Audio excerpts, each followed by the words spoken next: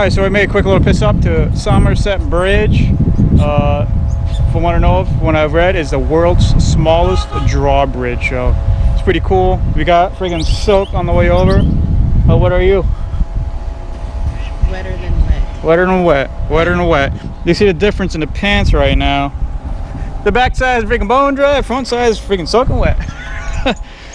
Alright, so let's take a quick walk down to the bridge right now.